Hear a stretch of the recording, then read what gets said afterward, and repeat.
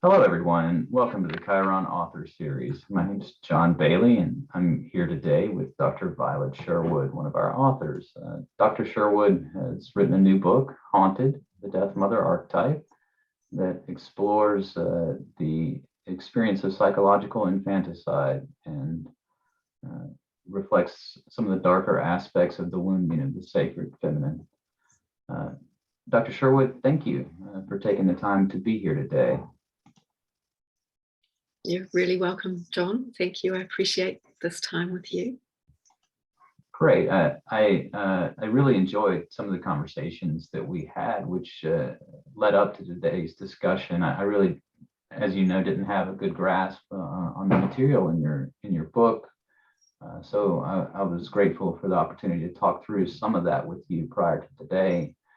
Part of what was most helpful to me about those previous conversations was your elaboration of the term psychological infanticide.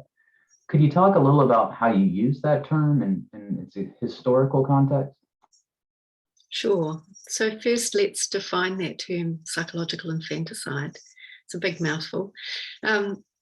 We use the term to describe the felt experience of a child. It's usually a child or infant, could even be before birth, but it's the felt experience of being wished dead or having the message of I'm not meant to be here, I'm not meant to exist. So there's a feeling of being killed off.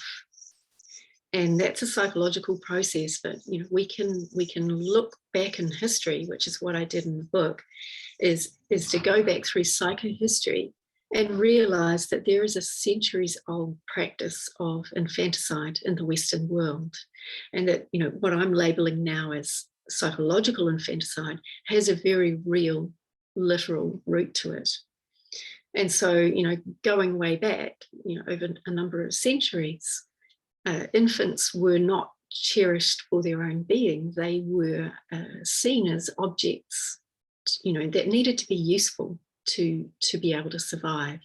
So if an infant wasn't welcome, if there weren't enough resources to go around, or if they weren't going to be an attribute to the family for whatever reason, those infants would be killed off.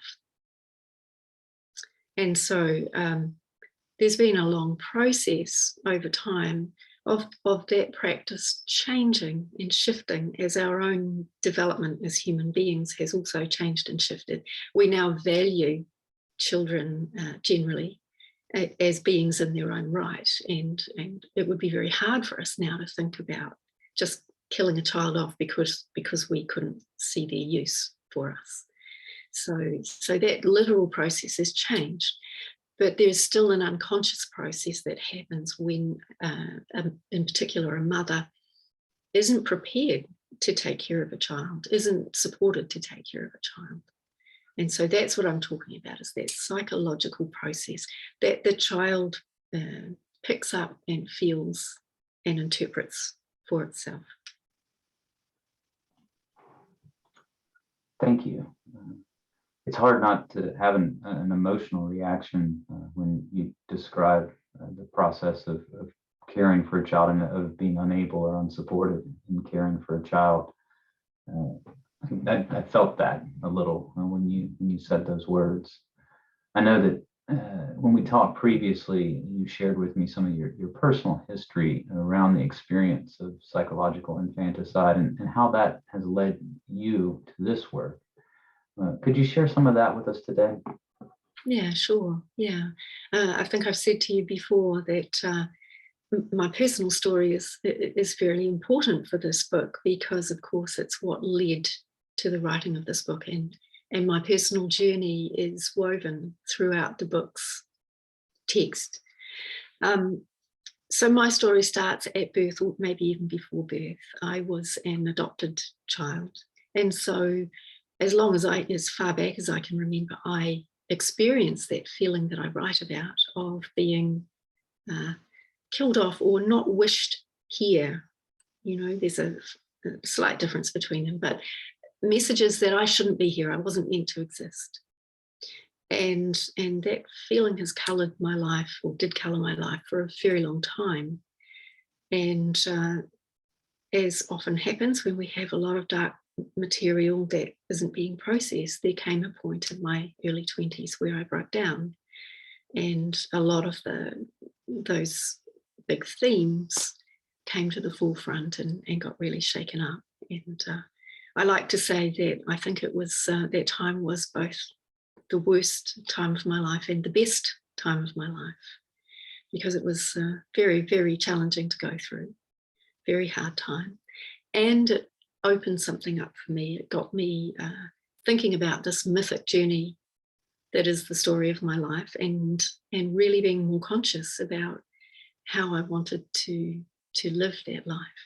And so that led to me not just doing my own healing, but becoming a therapist and working with other people and, you know, with similar themes in their lives, and ultimately led to writing this book, you know, wanting to really talk about and share a universal human experience that isn't very often named and talked about. There's a lot of power in sharing our struggles and naming those struggles, especially when they're not often talked about or named. So I'm certainly glad that you've been able to transcend your own darkness and to extend your growth into helping others. I know that your ultimate purpose with the book is to help other people in another way by sharing your knowledge and experience. Can you tell us what one thing you would like most for people to take away from the book? Mm-hmm. Mm-hmm. It's quite hard for me to pin it down to one thing, and, you know, because I'm really trying to speak to many people with similar themes and different experiences. However, the one thing that I think of and that I've held in mind during the whole writing of this book is I really want people to take away a feeling of hope.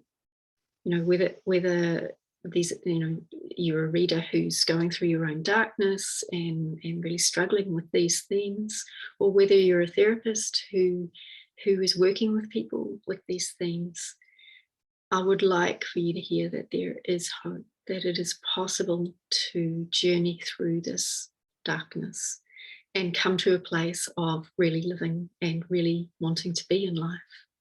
And I can say, you know, from having gone through that journey and from the other side, it's worth it. What a beautiful message. Thank you for your time today, Dr. Sherwood. The book is available at chironpublications.com and also on Amazon. Dr. Sherwood, I look forward to talking with you again when you're available and to sharing the experience of hope with you and all of our readers here at Chiron. Thank you. Thanks very much, John.